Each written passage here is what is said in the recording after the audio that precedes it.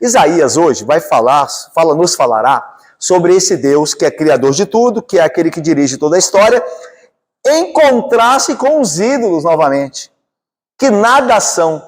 Se Deus é o criador, os ídolos são criados. Se Deus criou o homem, são os homens que criam os ídolos. Então quem é mais poderoso? Deus ou os ídolos? O Deus criador ou os ídolos que são criados? Precisa de alguém colocar a mão neles para formá-los. É disso que Isaías nos falará hoje e ratificará, né, a majestade, a grandeza e a singularidade do nosso Deus. Vamos ver então isso no texto de Isaías, capítulo 44. Isaías, capítulo 44, abra sua Bíblia ali. Nós continuamos então a exposição no livro do profeta Isaías, 44 agora, o capítulo, continuando, né, o capítulo. Agora no versículo 6 a 20, do versículo 6 a 20. Então diz o texto: assim diz o Senhor, Rei de Israel, seu Redentor, o Senhor dos exércitos. Eu sou o primeiro e eu sou o último. E além de mim, não há Deus. Quem há, como eu, feito predições desde que estabeleci o mais antigo povo, que o declare e o exponha perante mim? Que esse anuncie as coisas futuras, as coisas que hão de vir. Não vos assombreis, nem temais. Acaso, desde aquele tempo, não vou-lo fiz ouvir, não vou-lo anunciei? Vós sois minhas testemunhas. Há outro Deus além de mim? Não. Não há outra rocha que eu conheça. Todos os artífices de imagens, de esculturas, são nada. E as suas coisas preferidas são de nenhum préstimo. Eles mesmos são testemunhas de que elas nada veem nem entendem, para que eles sejam confundidos. Quem formaria um Deus ou fundiria uma imagem de escultura que é de nenhum préstimo? Eis que todos os seus seguidores ficariam confundidos, pois os mesmos artífices não passam de homens. Ajuntem-se todos e se apresentem, espantem-se e sejam a um envergonhados. O ferreiro faz o machado, trabalha nas brasas, forma um ídolo a martelo e forja-o com a força do seu braço. Ele tem fome e a sua força falta, não bebe água e desfalece. O artífice em madeira estende o cordel e com o lápis esboça uma imagem. Alisa-a com plena, marca com um compasso e faz a semelhança e beleza de um homem que possa morar em uma casa.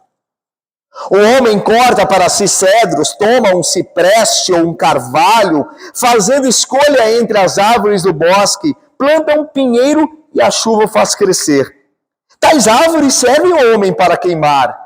Com parte de sua madeira se aquenta e coze o pão.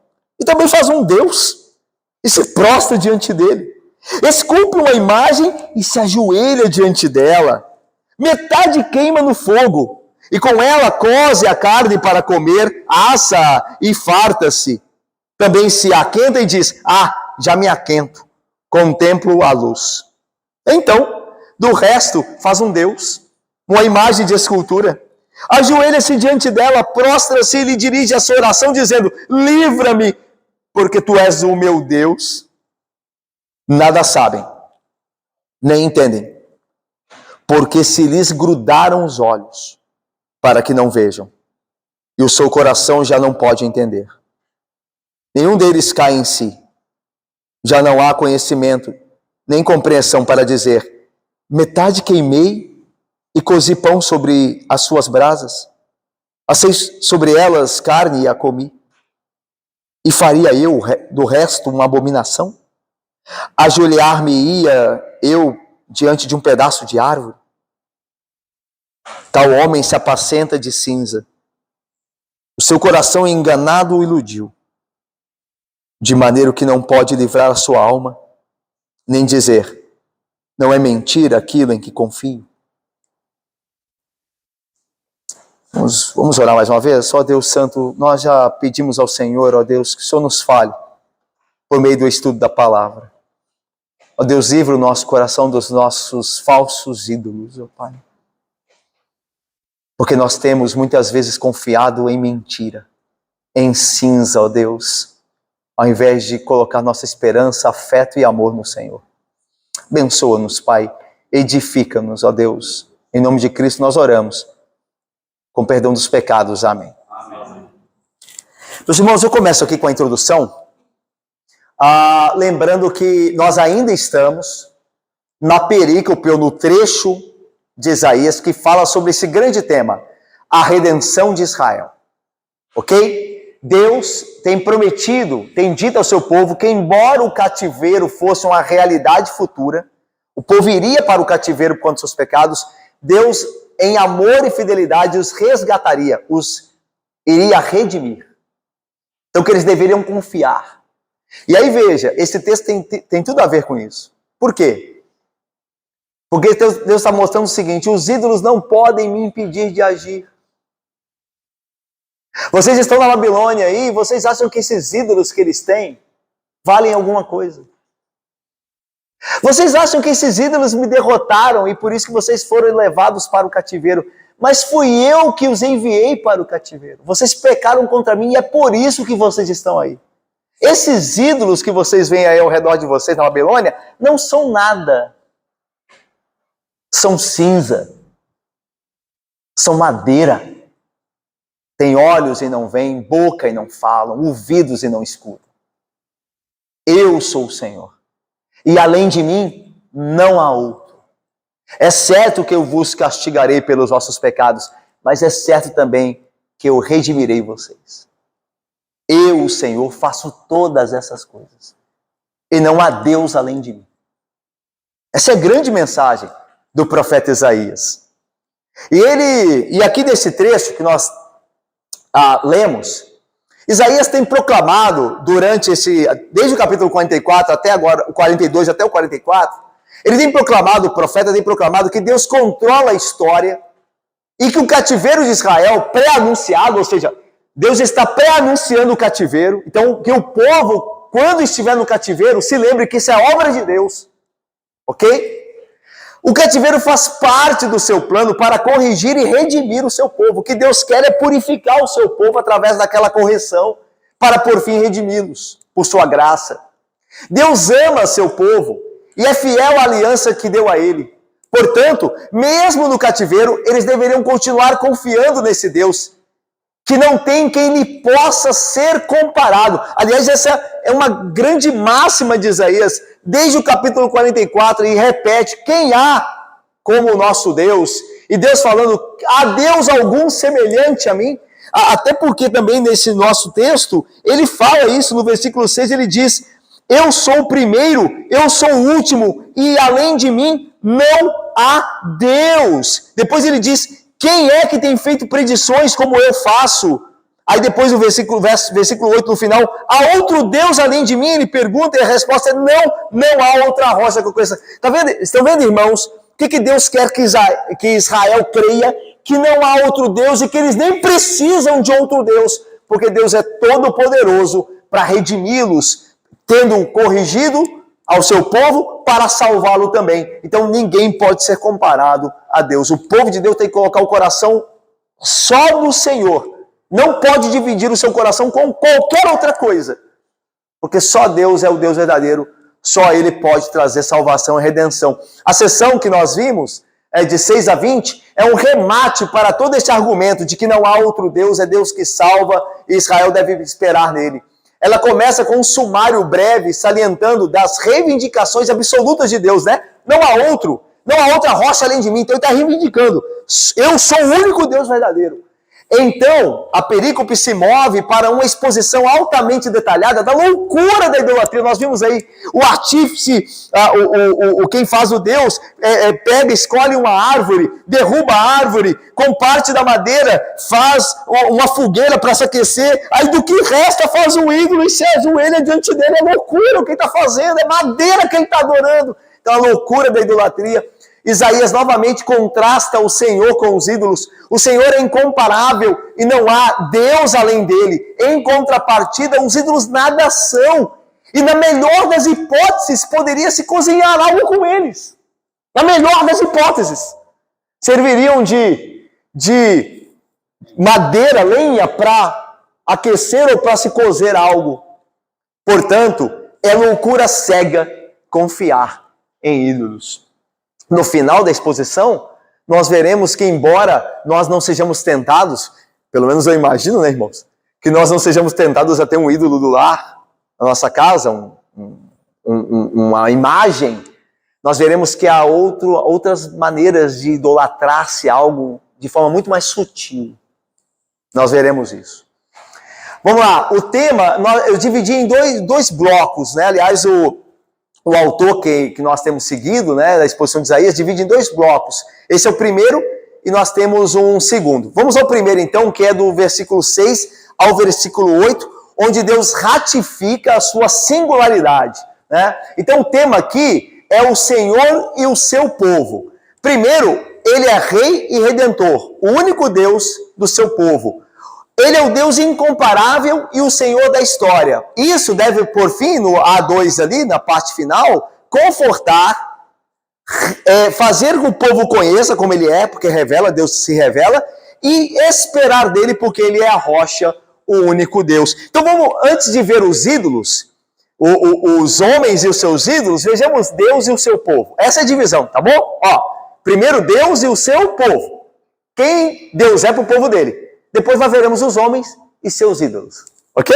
Então, primeiro, Deus e o seu povo. Olha aí, versículo de número 6. Alguém leia, por favor. Assim diz o Senhor, rei de Israel, seu redentor, o Senhor dos exércitos. Eu sou o primeiro e eu sou o último, e além de mim não há Deus. Então, veja. Ele é o rei de Israel, o redentor, e é o Senhor dos exércitos. Irmãos, Ismar, querido, meu querido irmão Gil, Alana, irmãos, isso é muito importante, esse título, Senhor dos Exércitos, para a situação que Israel passaria.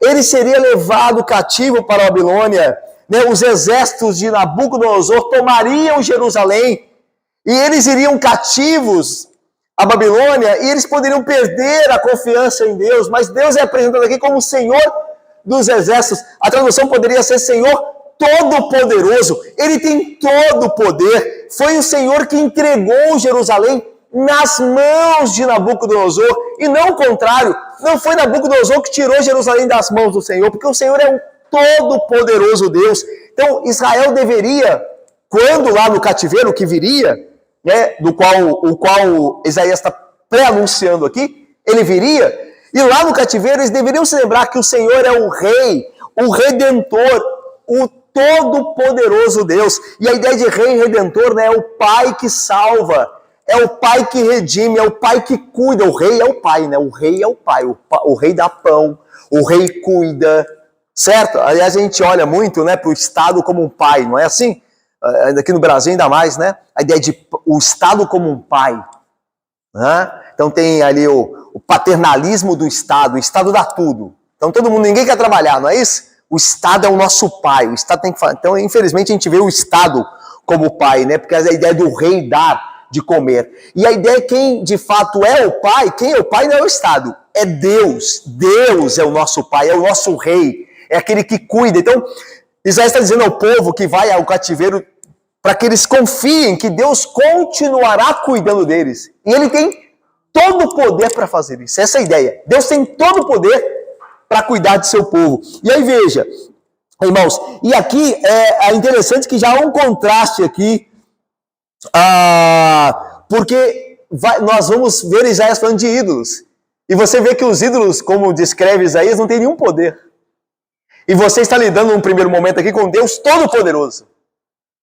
O Senhor dos Exércitos é o Senhor dos poderes. O exército é sinal de poder. Você tem um exército, é sinal de que você tem poder. O Senhor não é o Senhor do exército, ele é dos exércitos. Todo o poder é dele. Em comparação, os ídolos não têm poder nenhum. Tanto que você viu na descrição de Isaías, nós veremos com mais calma, que os ídolos têm que ser feitos. Alguém tem que exercer poder sobre o ídolo para que ele se forme. Enquanto Deus é o Todo-Poderoso. Então esse é o contraste aqui, já de início. E aí veja agora, eu sou o primeiro e sou o último. E além de mim, não há Deus. Essa declaração, eu sou o primeiro e o último, tem a ver com a natureza de Deus. A ideia de que ele, como primeiro, não deriva a sua natureza, a sua vida de outro lugar. É justamente o contraste a Débora e Bárbara e Anésio. Um contraste, Silvia, com os ídolos. Os ídolos derivam a sua origem de alguma coisa. Alguém tem que construir o ídolo. Alguém dá uma origem ao ídolo. Deus é o primeiro. Deus não tem origem derivada. É a ideia que eu sou o primeiro. E a ideia de último é aquele que permanecerá. Enquanto os ídolos são destruídos, Deus é o último. A ideia é, no fim, Deus estará lá. Absoluto. Ok? Essa é a ideia. Então ele é o primeiro porque ele não tem causa anterior. Ele que criou todas as coisas. Ele não é criado. Ele criou. O ídolo é criado. E lá no fim, quem estará no fim? De todas as coisas reinando absolutamente? Deus. Então daí, eu sou o primeiro e o último. E você se lembra do que nosso Senhor Jesus Cristo disse a João, o apóstolo, lá em Apocalipse. Lembra-se? Algo parecido? Eu sou o Alfa e o Ômega, o primeiro e o último. Quando Cristo fala isso, ele está dizendo, eu sou Deus. Eu sou o mesmo Deus do Antigo Testamento, o mesmo Deus de Isaías. Então Deus é maior aqui, ele é o Redentor, o único Deus. Agora veja que a parte B, Deus, o Deus incomparável, porque é o Senhor da história. Olha aí, um desafio agora é feito por Deus para afirmar a sua incomparabilidade. Ou seja, ele é incomparável. Olha o verso 7, o versículo 7 melhor. Quem há como eu, diz Deus, feito predições desde que estabeleci o mais antigo povo, que o declare e o exponha perante mim, que apareça quem é semelhante a mim, se caso há alguém, que anuncie coisas futuras e as coisas que hão de vir. A ideia de quem é como eu que tem feito predições, a ideia de não só de prever algo, mas dar cabo àquilo que prediz, àquilo que promete. Então a ideia aqui no hebraico, segundo alguns estudiosos, é estar no controle executivo das coisas. Então Deus não é alguém que... Irmãos, é impressionante assim, ver o que a Bíblia, como Deus se revela na Bíblia, e pensar na ação criativa de Deus. Irmãos, para Deus fazer algo, ele tem que fazer o quê? Para Deus criar algo, para Deus estabelecer algo, o que ele tem que apenas fazer? Vamos ver se vocês me ajudam aqui. Falar, muito bem, irmãos. Eu acho essa pergunta difícil. Vocês responderam rapidamente. Ele tem que falar. Você e eu não temos que só falar. Nós temos que fazer. Já viu que tem? A crítica é o quê? Fulano fala. Não faz nada. A crítica é essa. Fulano vive falando, mas não. Deus fala. E as coisas acontecem. Disse Deus, haja luz. Disse Deus, disse Deus, disse Deus. E as coisas acontecem. Daí os Salmos diz, a sua palavra faz o Líbano tremer. E a sua palavra, porque Deus quando apenas fala, as coisas acontecem. Deu ordem Deus e aconteceu. Por isso a ideia é, quem prediz as coisas como eu. Quando fala de predizer algo, é fazer acontecer. É o controle executivo. Quem há como Deus? Aí ele faz o desafio, que venha alguém como eu sou e se declare como eu, que mostre as suas obras. Qual é o Deus da antiguidade, irmãos, que permanece? Que Deus da antiguidade permanece? Os faraós. Onde estão os faraós? Quem há como Deus? Deus permanece. Não é poderoso isso? Na história do mundo, o único que permanece é Deus. Todos os deuses falsos são levantados e são derrubados. Mas Deus permanece. Agora veja, isso traz conforto. Revela a natureza de Deus e faz com que o seu povo saiba que ele pode se confiar nele, porque ele é a rocha. Então a ideia, assim, a ideia aqui do versículo 8 é, Deus está dizendo assim, vocês não precisam temer, confiem em mim. Lembra que essa palavra é para o povo que vai para o cativeiro. Quando eles estiverem lá, eles têm que, Deus está dizendo, olha, confie, eu estou dirigindo as coisas, estou executando tudo que eu quero. Não vos assombreis, diz o versículo 8, nem temais. A ideia de temer aqui é ficar paralisado de terror. O medo é produzido por insegurança. Quando a gente acredita que Deus não está dirigindo as coisas, nós temos medo. Nós ficamos com medo. Por exemplo, tem pessoas que querem lhe prejudicar. E você não acredita que Deus está sobre aquilo. E você começa a ficar com medo, porque elas podem te prejudicar.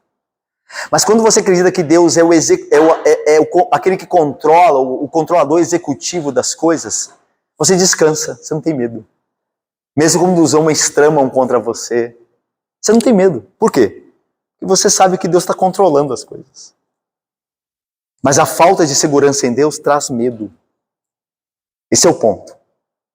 Quando a gente não tem a fé bem firmada naquilo que Deus é, no seu controle da história, no único Deus, o único poderoso, o que salva para mim e para você é medo. As pessoas vivem com medo hoje, né? Elas vivem seguras. Elas não têm confiança no dia de amanhã. Elas não sabem o que vai acontecer. Mas quando nós sabemos a verdade, conhecemos pela graça que Deus está no controle das coisas, então nós não temos o que temer. Essa é uma verdade consoladora para nós. Aí Deus diz, não vos assombreis, nem temais. Acaso, vejam, lembrem-se, acaso desde aquele tempo eu não vou fiz ouvir as coisas que haveriam de acontecer? Não vou anunciei? Veja, Deus havia anunciado o cativeiro. Deus havia anunciado não só o cativeiro, mas a redenção, que ele enviaria Ciro, lembra? Ele ainda vai falar disso no capítulo 45, o Ciro, o meu ungido, que vai libertar o meu povo. Eu não estou anunciando para vocês essas coisas. Tudo que a história de Israel, eu anunciei toda ela. Eu não disse a Abraão que eu daria uma terra a ele e a sua descendência. Eu não disse que eu lhes firmaria nessa terra. Eu não disse que lhes daria uma herança. Olha, veja vocês não dão uma herança que eu prometi. Acaso alguma vez eu falhei? Eu também não disse que quando vocês pecassem, eu também disciplinaria vocês? Eu levantaria povos contra vocês? Sou eu que estou fazendo isso. Vocês podem confiar em mim. Ele diz aqui, vós sois minhas testemunhas. Vocês têm visto a minha palavra se cumprir. Há outro Deus além de mim? A pergunta é retórica, né? Então, há outro Deus além de mim? Não. Não há outra rocha que eu conheço. A rocha, né? Nós vimos Davi falando da rocha, né? No salmo dele lá em 2 Samuel. A rocha é símbolo de refúgio, de integridade imutável. Deus é nosso refúgio, ele não muda. A rocha é a ideia de imutabilidade. Eu me lembro lá quando eu vou a Valadares, né, tem a Bituruna, né? Nossa irmã esteve lá, né, Heloísa? Bituruna, né? Passou pela Bituruna? Passou lá, subiu? Não deu tempo de subir Bituruna, não. Bituruna é lasqueira, Bituruna. Parece que dá para subir até certa parte de carro, não sei se era. Antigamente era assim, aí depois o resto é a pé.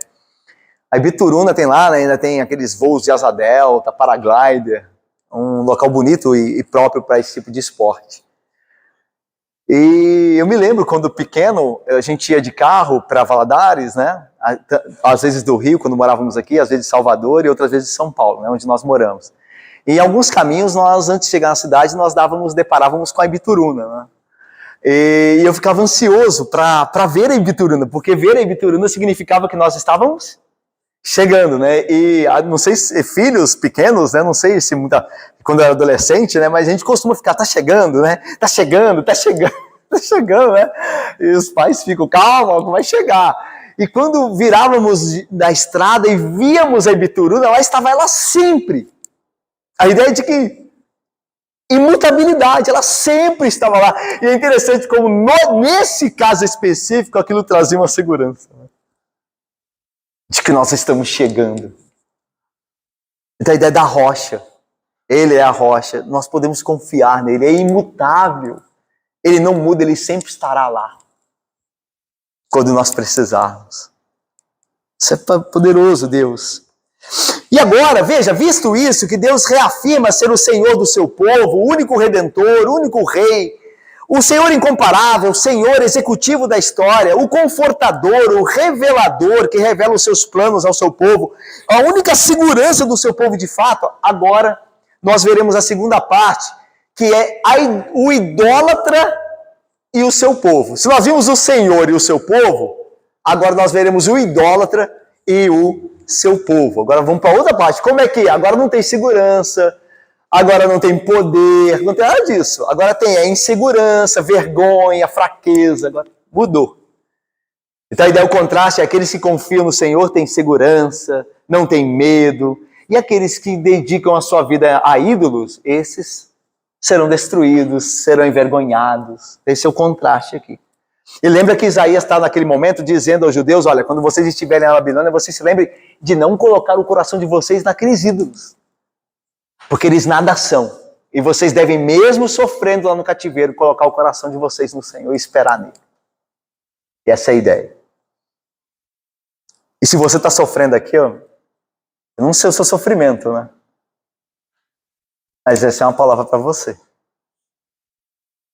Às vezes você está confiando no dinheiro, em alguma coisa, no seu poder como marido, esposa, ou na sua inteligência. Não faça isso, confie no Senhor. O Senhor que vai te livrar dessa tribulação que talvez você esteja passando. Ele é que é a rocha. Então não coloque seu coração em outro lugar. Okay? Nenhum outro ídolo. Porque o ídolo trará vergonha certamente, trará a você frustração.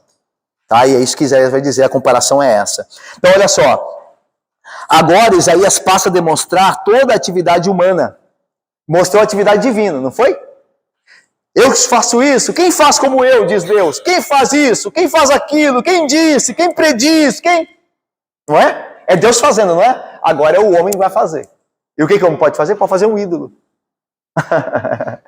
O homem pode fazer um ídolo. Não haveria nenhum Deus se os pretensos adoradores não tivessem produzido. Não é verdade? Não haveria falso ídolo se o homem não fizesse. É o homem que tem que fazer. Portanto, esse é um aspecto importante do monoteísmo exclusivo da Bíblia. A saber, fora o Senhor, que se revela a si mesmo em sua palavra, só há deuses inventados por homens. Todos os deuses são inventados. O Senhor é o primeiro e o último. O resto é tudo inventado por homens. Idolatria não se... Agora veja só, um autor disse uma coisa muito importante. Idolatria não se trata de fazer Deus apenas, mas fazer que o Deus seja o que você quer que ele seja. Idolatria não é só fazer Deus, é fazer um Deus que você quer que ele seja. Um Deus que você quer que ele seja daquele jeito.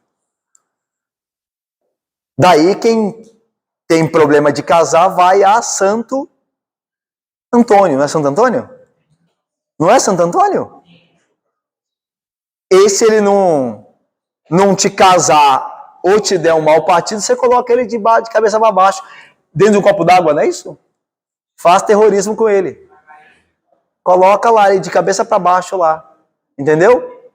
Porque você manipula esse Deus. Você faz dele o que você quiser. Esse é o idólatra e o seu povo, com relação aos ídolos. Vamos ver, vamos entrar nisso aí. Olha aí, primeiro ponto, olha lá. A idolatria e seu ídolo. A ausência de sentido, né? Ou melhor, o idólatra, né? E seu ídolo. A ausência de sentido, olha aí. Alguém lê o 9 para mim, por favor. Imagens puras são nada, e as suas coisas preferidas são de nenhum crédito. Eles mesmos são testemunhas de que elas nada veem nem entendem, para que eles sejam confundidos. Veja só, essa primeira parte aqui é poderosíssima para nós também. A ideia de que todos aqueles, quer dizer, todos os artífices, os que fazem a imagem, são nada. A ideia aqui, o sentido de nada aqui é sem sentido. É inutilidade. O sentido aqui do autor é mostrar que aquele que faz um ídolo demonstra, ao mesmo tempo que faz o ídolo, não ter senso e propósito no mundo. Dá para entender? Ele não consegue discernir o mundo. Ele não consegue discernir a realidade, está sem propósito. Quer ver? A ideia da pessoa que ama o dinheiro. Vamos trazer para uma idolatria que nós podemos praticar. Podemos, assim, que seja uma realidade para nós. A gente não tem um ídolo em casa, né? Pelo menos eu espero que ninguém tenha aqui. Mas nós podemos ter outros ídolos muito mais sutis, imperceptíveis num primeiro momento, numa primeira olhada. Então alguém confia no dinheiro, então. Entendeu? Ele perdeu o senso do que é real. Ele deixa de conversar com a família dele porque ele só pensa em trabalho e ganhar dinheiro. Ele perdeu o senso, ele não vive mais na realidade. Não é verdade que casamentos terminam por conta de dinheiro? Entendeu? A pessoa não consegue mais lidar com a realidade. Então ela perdeu o sentido das coisas porque deu o coração a um ídolo. Colocou o coração numa coisa que não é Deus. Prazeres sensuais, prazeres da carne, é outro ídolo. Pessoas são destruídas, pessoas são mandadas embora do emprego por causa de um escândalo sexual. Só que quando ele se envolvia com isso, ele não percebia, porque o ídolo, como a gente vai ver no final do texto, o enganou, o seduziu. Então, tá dando para entender? A idolatria faz com que a gente perca o senso da realidade. E aqui está dizendo, os idólatras, os artífices, nada são, eles não entendem, porque eles estão fissurados em alguma coisa. Tem pessoas que idolatram outras pessoas, que o mundo delas é uma pessoa. Elas perdem o contato com a realidade. Aí essa pessoa morre, já viu? Você sabe disso. Você pode ter conhecido gente assim. E Deus nos guarde livre de ser assim também. A pessoa que era o nosso ídolo morre, a gente vive no passado. A gente morre também. Quantas vezes, na verdade? Às vezes você vê mães que perderam, mulheres que perderam um marido, por exemplo, que era o ídolo, e os filhos são abandonados. Os filhos, ela só vive do passado. Ela não cuida mais de nada. Tá dando pra entender? A idolatria cega porque é real. Daí a ideia, o artífice, todos os artífices de imagem de escultura são sem sentido. Eles perdem o sentido, o propósito no mundo. E suas coisas preferidas, a ideia é interessante aqui, é que o artífice tem deleite no ídolo. Ele está cego, e por não conseguir ver porque está cego, ele tem o ídolo como o seu prazer, o seu deleite. Ele ama aquilo que ele entregou, ao que ele entregou o coração. Certo? E as suas coisas preferidas não são, ou são de nenhum préstimo, não servem para nada. Eu vou voltar lá à questão da idolatria aos prazeres sensuais, né? Um homem casado que se entrega a uma prostituta, ele está perdendo a vida toda dele, está jogando tudo fora. No final, aquele ídolo dele vai destruir a vida dele, não vai ser de préstimo nenhum. E vai destruir toda a vida dele. Então a ideia é assim, aquelas coisas que ele se afeiçoa não tem empréstimo nenhum. Só vão fazer com que ele seja destruído. A única coisa que a idolatria pode fazer é fazer com que você seja destruído. Só isso. E fará. Certamente fará. Se você e eu não nos arrependermos.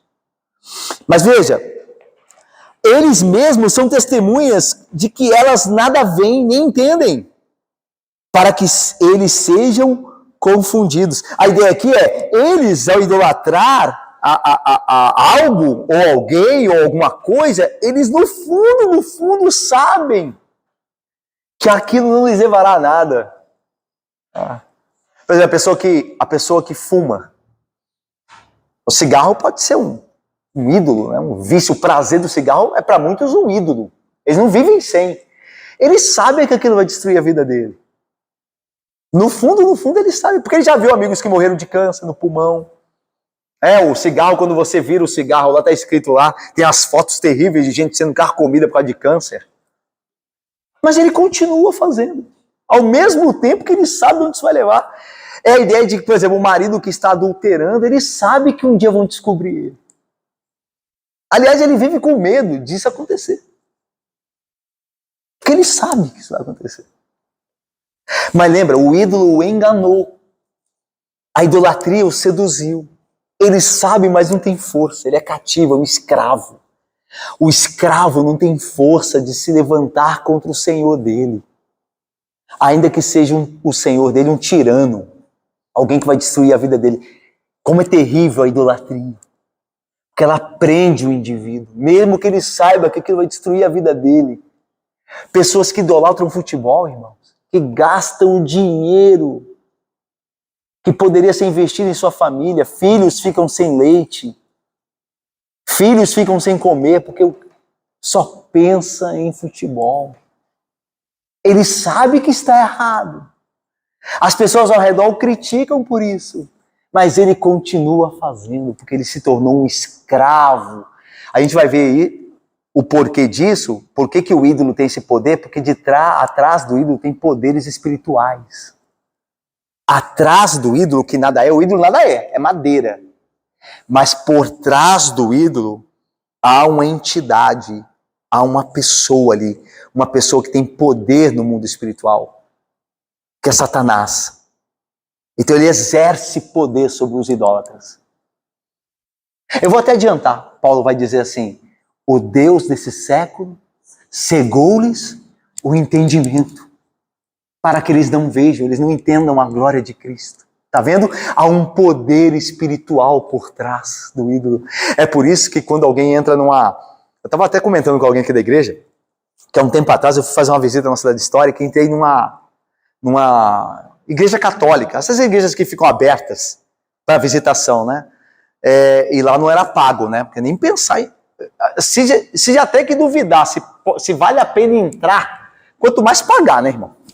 Você vai pagar para entrar na igreja católica, seu dinheiro está indo para fabricar mais deuses, mais ídolos.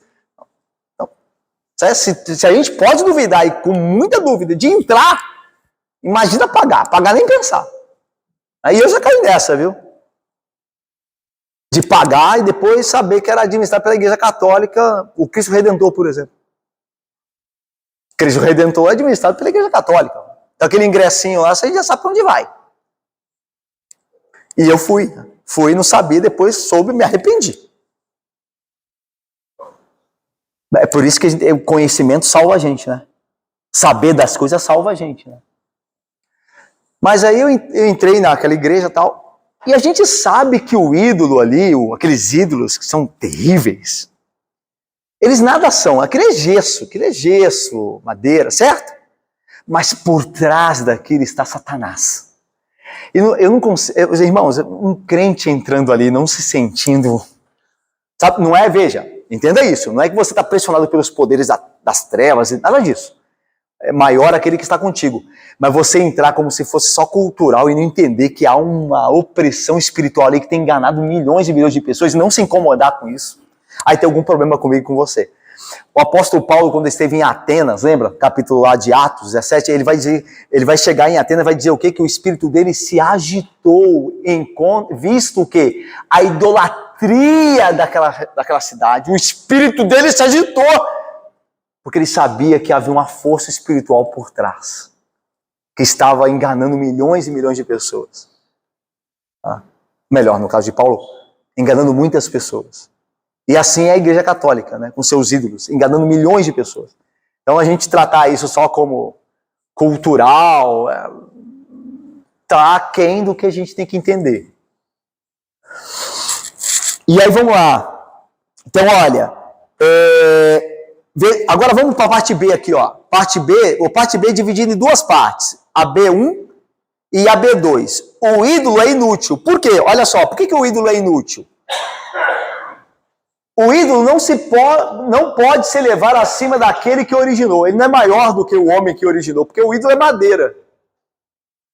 Que embora habilidoso, o homem que o originou é frágil. O ídolo é mais frágil que o homem frágil. E só tem os seres humanos como modelo. O texto vai dizer que o artífice forma um ídolo à semelhança de um homem. E segundo, por que o ídolo é inútil? Ele não pode se elevar acima do material. Ele é madeira. Pegaram uma árvore e fizeram um ídolo. É o que ele é. O qual não pode mudar a fim de se tornar espiritual. Ele não tem olhos e não vê, tem ouvido, porque é madeira. Ele não pode se tornar espiritual. E por isso nem pode mudar para satisfazer as necessidades espirituais. Então a pessoa que clama ao ídolo dizendo, salva-me, ouve-me. Essa pessoa vai passar vergonha. Está passando vergonha, é loucura. Ela é doida. Essa pessoa espiritualmente ela enlouqueceu. Porque ela está falando com a madeira, gente. E a gente vê essas coisas. E às vezes a gente fala, nossa, tem muita fé, né? Nossa, essa fé é boa, que fé. Vê jornais, televisão. Ah, olha a fé, que fé bonita.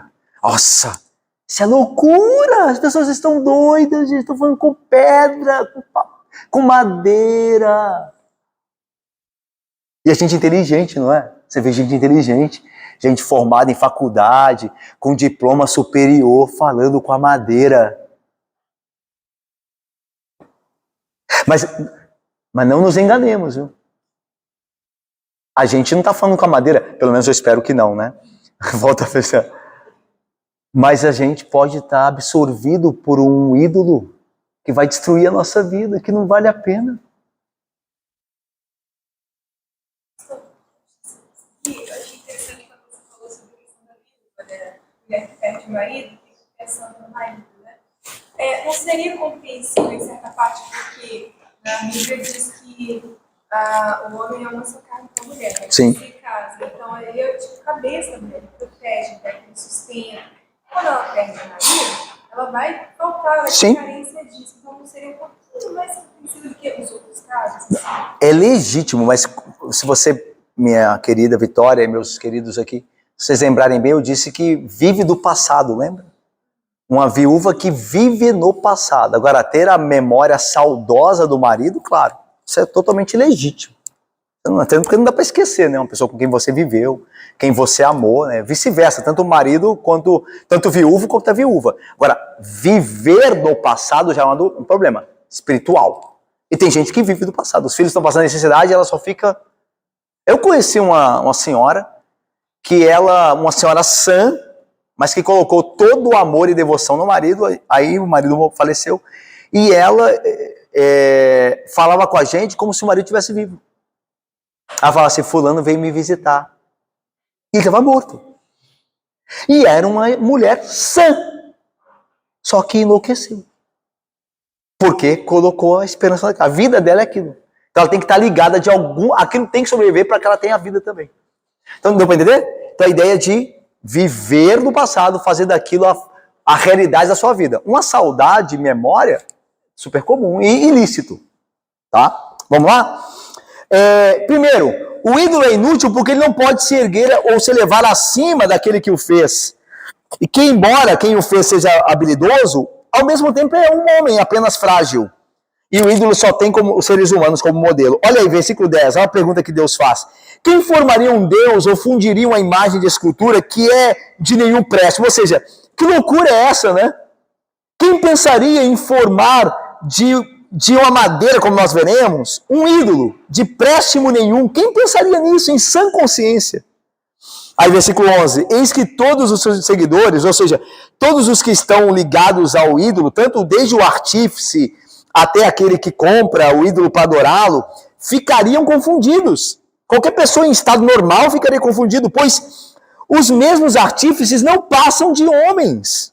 Ou seja, um homem fabricando um Deus, como é que isso é possível?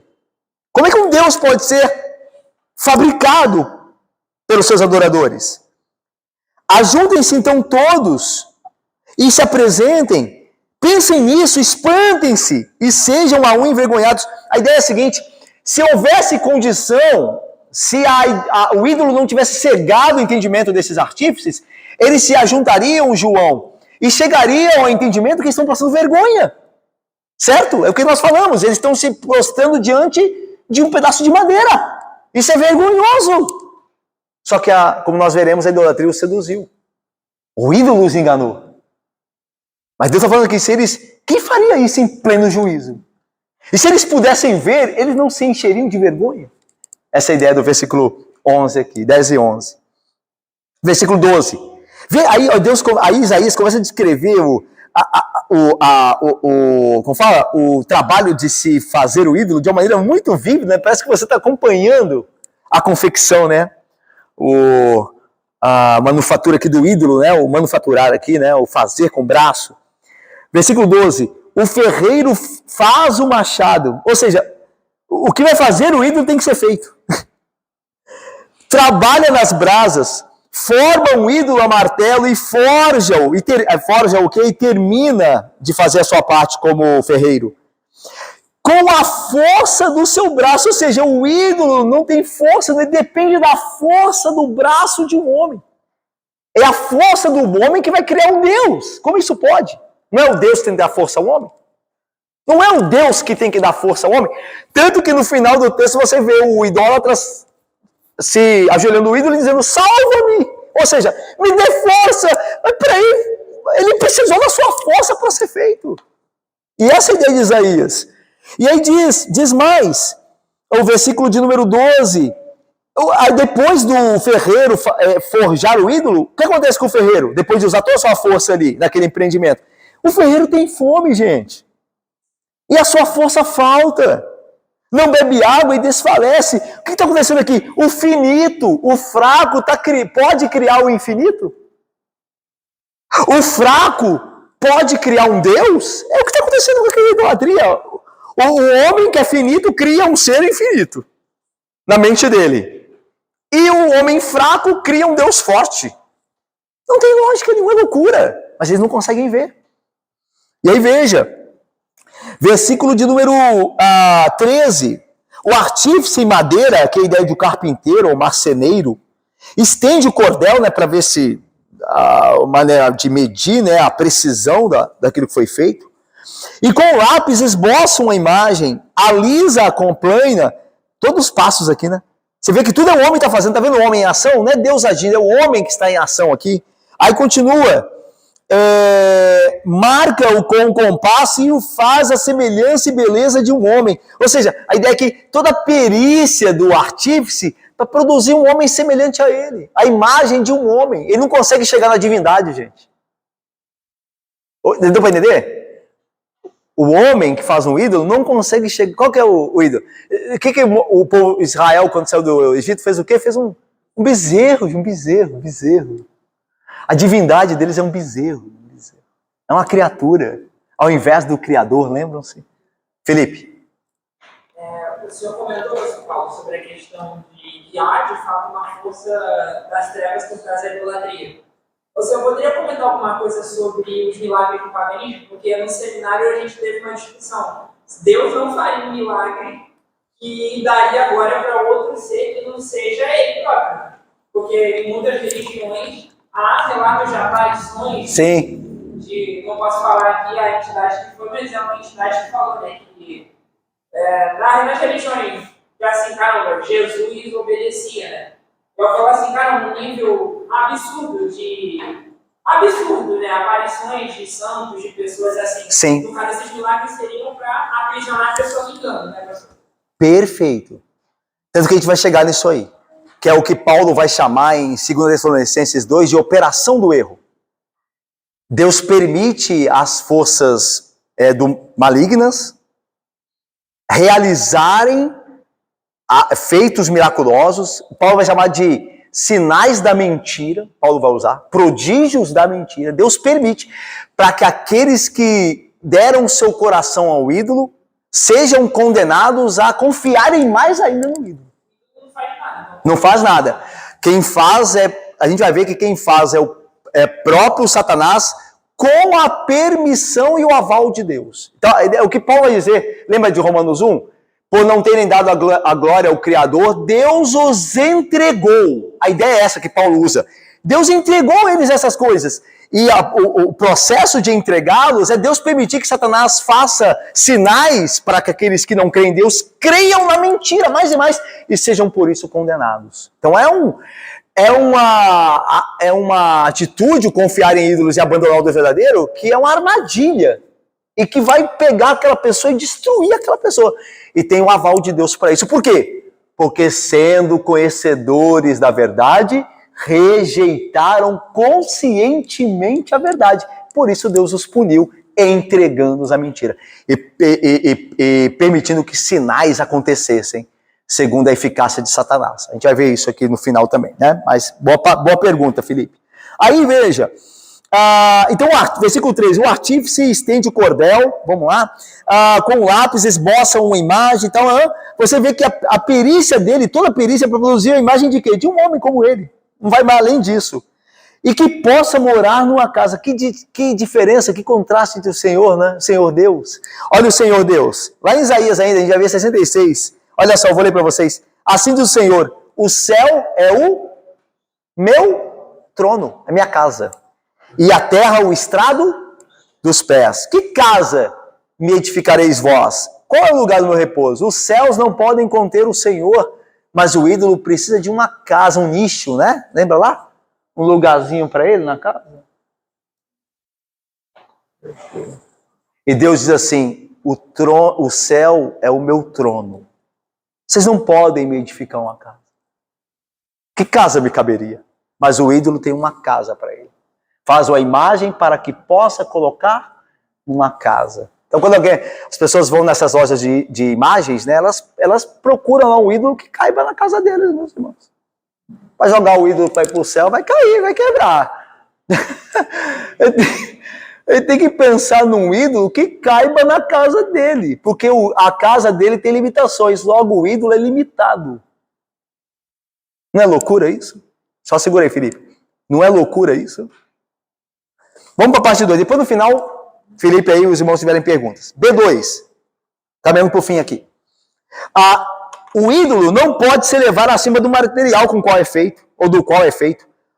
O ídolo não pode mudar a fim de se tornar espiritual, nós veremos isso aqui. E nem pode mudar para satisfazer necessidades espirituais, porque o ídolo não é espiritual. Como é que ele pode satisfazer necessidade espiritual? Ok? Então olha aí. Agora Isaías se volta dos artesãos que fizeram, que gastaram força fazendo ídolos, para os materiais dos quais os ídolos são feitos. Ele falou do artesão, agora vai falar da matéria dos ídolos. Qual o material que os ídolos são feitos? Olha aí, um homem corta para si cedros, toma um cipreste ou um carvalho. Por que essas árvores estão aqui? Isso aqui é maravilhoso, né? Por que estão aqui cipreste, o carvalho, o cedro? Por quê? Irmãos, tanto faz pro artífice. Tanto faz. Não tem uma árvore especial. É madeira, é madeira. O ídolo não vale nada, não tem poder nenhum. Então a árvore que vai fazer não interessa. Não importa. Qualquer coisa. Não tem uma escolha especial. Porque o ídolo é apenas madeira. Vai pintar ele lá, vai colocar. Da onde veio o gesso que foi feito? Não importa. Tá vendo a loucura que é? Então ele vê lá, ele corta cedros, do cipreste também, do carvalho, fazendo escolha entre as árvores do bosque, planta um pinheiro, aquilo que posteriormente será um Deus, hein? Olha só, hein? Lembra lá Deus falando? Eu sou o primeiro, eu não tenho origem, mas o ídolo tem origem, ele primeiro é uma semente que será plantada para virar uma árvore, para ser derrubada, para metade ser queimada, e do que restar, faça um ídolo.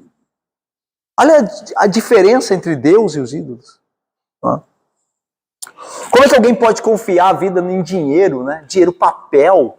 Como é que alguém pode colocar a vida no mamon, nas riquezas, que estão aí e logo se vão? Pode ser roubado. Você vai confiar a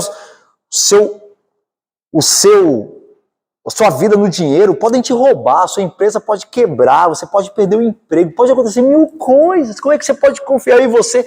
Confiar no dinheiro. Algo frágil. É isso que está dizendo aqui. Olha aí.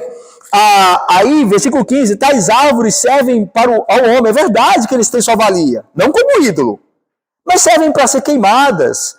Com parte de sua madeira, se aquenta e coze o pão, gente. Aí é uma utilidade. Aí sim, uma utilidade para a árvore, para a madeira. se aquenta com ela, para fazer ali algo para esquentar, para cozer o pão. Aí sim. Mas olha só, para nossa surpresa, e também faz um Deus. E se prostra diante dele, esculpe uma imagem e se ajoelha diante dela. Meus irmãos, perceba isso aqui. A última preocupação do idólatra é com religião. Dá para perceber isso? Isso aqui é muito importante. A última preocupação dos idólatras é com religião, é com a divindade.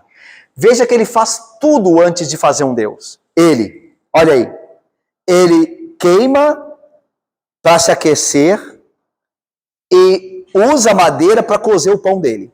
Aí faz um Deus. E não é verdade que as pessoas que confiam em ídolos só procuram os ídolos em última ocasião, quando tudo está errado. Quando tudo vai dar errado, eles vão lá no ídolo e faz a oração, faz a reza, mas se tudo estiver certo, eu estou lá. E como o prefeito Marcelo falou, né, quando o ídolo não faz o que quer, vai e vira de cabeça para baixo. A última coisa que eles pensam é em religião, eles são carnais, estão preocupados com eles. Essa é a grande diferença do crente e do idólatra. É porque eu e você podemos achar que somos crentes e sermos idólatras, porque nós tratamos a Deus com respeito só quando interessa. É a mesma coisa que o idólatra faz, ele vai em busca do ídolo quando lhe interessa. E tem pessoas que vão atrás de Deus quando lhe interessa. Quando está tudo errado, aí faz a oração a Deus, aí querem... Mas se estiver tudo bem, indo bem... É assim que são os idólatras. Eles procuram o ídolo na hora do aperto. Né? Eles manuseiam o ídolo à vontade, ao bel prazer. Na verdade, a gente está procurando um milagre. Não está importando com o preço. Perfeito. Qual que é a deidade que tem que ajoelhar? Perfeito. Quero curar minha doença, quero... Perfeito. Eles não pensam em, falando em religião e deidade, eles não pensam em fidelidade ao Deus, mas em satisfação carnal. É o problema resolvido. E você vê que o evangelicalismo tem muito disso, né? Mas vamos lá, terminando. Tais árvores, aí diz, né? Serve o homem para queimar, parte faz uma madeira se aquenta, coze o pão e tal, e faz um Deus se possa diante dele, esculpe uma imagem e se ajoelha diante dela. Metade, olha só, versículo 16, metade queima no fogo, e com ela coze a carne para comer, assa e farta-se. Também se aquenta e diz, já me aquento, contempla a luz. Então, irmãos, veja, então do resto, não é do... Veja, ó, o carpinteiro, o marceneiro, ele derruba a árvore para fazer o trabalho dele. Ele está esculpindo lá uma mesa, uma porta, certo? Aí ele corta a árvore em duas partes. Com uma das partes ele faz o trabalho dele. Ele é um carpinteiro e recebe para isso. Então ele está fazendo uma encomenda lá, trabalhando na madeira, certo? Aí com a outra metade que sobrou, ele faz uma fogueira ali para se aquentar, para cozer o pão dele. E aí do resto que sobrou, é do resto que sobrou, da metade que foi usada para queimar. Se sobrar, ele faz um ídolo. Então vê que a última coisa que ele pensa é em religião. Mas está tão cego que não consegue entender que aquilo que foi queimado vai servir para ele como um ídolo. E aí veja, então do resto, versículo 17, faz um Deus. Uma imagem de escultura. Ajoelha-se diante dela, prostra-se e lhe dirige a sua oração, dizendo: livra-me, porque tu és o meu Deus. Olha aqui, né? Que cegueira. Né? Aquilo que era resto passou agora a ter um valor importantíssimo espiritual. Era o resto do que foi queimado. Mas agora pode livrar o homem. Livra-me, tu és o meu Deus. E para terminar, o idólatra e seu ídolo, então, mostram assim, tudo isso aqui, o que eles mostram? O engano do coração. O problema não é o ídolo, o problema é o coração. O problema não é o ídolo. Qualquer pessoa que tivesse a cabeça no lugar, tivesse olhos para ver, veria que não é negócio confiar no dinheiro, confiar em alguém, confiar em prazeres. Qualquer pessoa que tivesse o mínimo de... Mas o problema é que o nosso coração, quando não é redimido, ele é uma fábrica de ídolos. Ele é mais enganoso do que todas as coisas. É o nosso coração que nos coloca em risco. E aí diz, não sabem, versículo 18, nem entendem, porque se lhes grudaram os olhos para que não vejam, o seu coração já não pode entender. E aí, tá vendo a ideia de, que eu estava falando, a pergunta do Felipe, a gente respondeu, qual que é o problema da pessoa que é idólatra? É que os olhos dele se grudaram. Alguma coisa fechou os olhos dele. E essa coisa tem poder espiritual para fazer. Então veja, É Satanás que está fazendo isso. Como Paulo diz, o Deus desse século cegou-lhes o entendimento. É a mesma coisa que Isaías diz. Os olhos foram grudados para que não percebam. Paulo vai dizer, cegou-lhes o entendimento. É o mesmo proceder. Sabe o que acontece? É Satanás que está fazendo, mas com o aval de Deus. Deu para entender? É Satanás que está fazendo isso, mas com o aval de Deus. Deus os entregou a Satanás. Porque eles não deram crédito a Deus. Então Deus deu a eles o destino próprio, que é serem enganados. E agora Satanás tem poder sobre eles, por quê? Porque Deus os entregou a Satanás. Satanás só pode ter poder sobre alguém se Deus entregar essa pessoa a Satanás. Satanás não pode ter poder num crente. Uma pessoa que crê em Deus. Jamais. O que é do ser o maligno não toca. Não vale encantamento contra os que são de Jacó. Nada disso. Satanás não pode fazer. Lembra de Jó? Quando Satanás tocou em Jó é porque Deus permitiu. Porque Deus permitiu. Não porque Satanás tinha algum poder, estava rivalizando com Deus para prejudicar Jó. Deus quis assim. Por plano dele. E permitiu a Satanás que tocasse em Jó. Mesma coisa aqui. Aqueles que são enganados pela idolatria é porque são entregues a Deus ao engano. Porque deixaram de dar glória a Deus. Então é um castigo de Deus que está acontecendo com eles aqui. Deus entregou. E aí veja mais, terminando. Nenhum deles cai em si. Por causa da cegueira do coração espiritual, já não há conhecimento, nem compreensão para entender. Eles não conseguem perceber o que estão fazendo. Para dizer, peraí, metade da árvore eu queimei e cozi pão sobre as suas brasas. Assei sobre elas a carne e comi. Como é que eu faria do resto uma abominação? Como é que eu posso fazer do resto de uma árvore um Deus para mim me livrar? Como é que eu posso fazer isso? Como é que eu poderia me ajoelhar diante de um pedaço de árvore? Tá vendo? Não é lógico isso? Só que o coração foi enganado. O coração foi corrompido. As faculdades foram prejudicadas. Você já conversou com alguém que... Eu vou terminar aqui. Já conversou com alguém que está vivendo em pecado, está destruindo a vida dele? E você fica conversando com outra pessoa sobre ele e fala assim, como é que ele está fazendo isso? Como é que ele não está vendo? Será que ele não percebe? Certamente você já comentou isso. Certamente. De alguém. Assim, como é que esse cara está louco? O que ele está fazendo? Gente, o que ele foi fazer com a vida dele? É porque o pecado, ele cega. O ídolo engana o coração. Ok? Deus é todo poderoso, mas Satanás também tem poder. Não é mais do que Deus, mas tem poder. E aqueles que abandonam a Deus são entregues por Deus ao poder de Satanás. E se tornam escravos dele. E não percebem. Não percebem que estão destruindo a própria vida. Então, meu irmão, não brinca com o pecado. Não dá lugar ao diabo.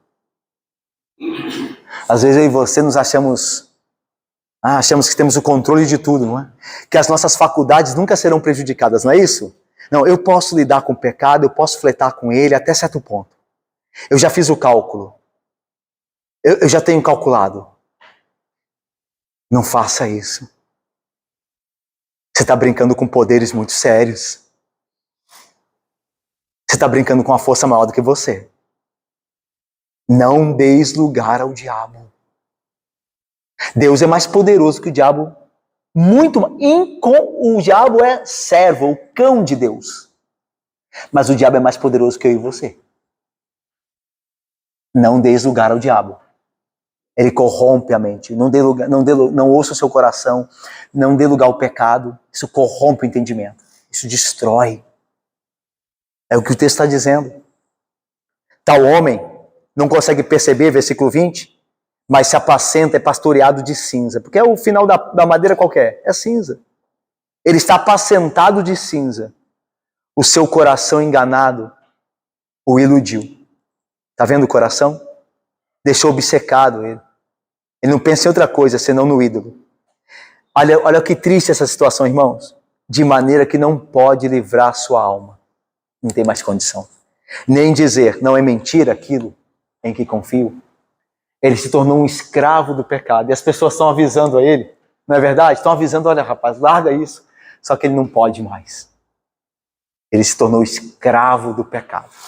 Ele entende onde vai levar ele. Ele sabe que isso vai destruir. Mas ele não tem poder. Ele ama aquilo. E ele não tem poder para se livrar daquilo. Que situação terrível. Que terrível situação. É aquela daqueles que abandonam a Deus. Que se tornam escravos do pecado. O coração os enganou. Que terrível. Eu termino aqui, irmãos, com algumas conclusões.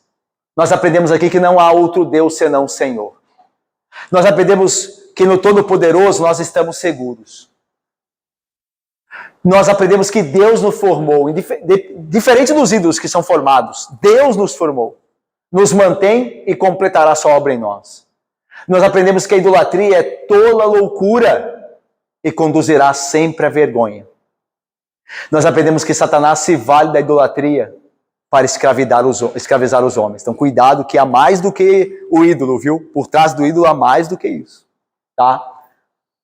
Vamos lá? Algumas perguntas. Você está seguro de que não há poder maior do que o do Senhor? Será que a gente acha que tem poderes que rivalizam com o Senhor? Tem pessoas que entram na casa de alguém, vê um ídolo, acha que aquilo ali tem poder para prejudicá-los, um crente, né? Não, aquilo ali é ídolo.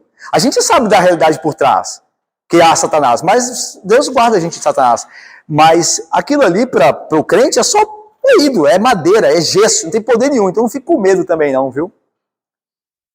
Não tenha medo dos falsos deuses. Eles são só isso, falsos deuses. Não tem poder nenhum. Tá? Com negócio de mãe de santo, rogou uma praga, nada disso.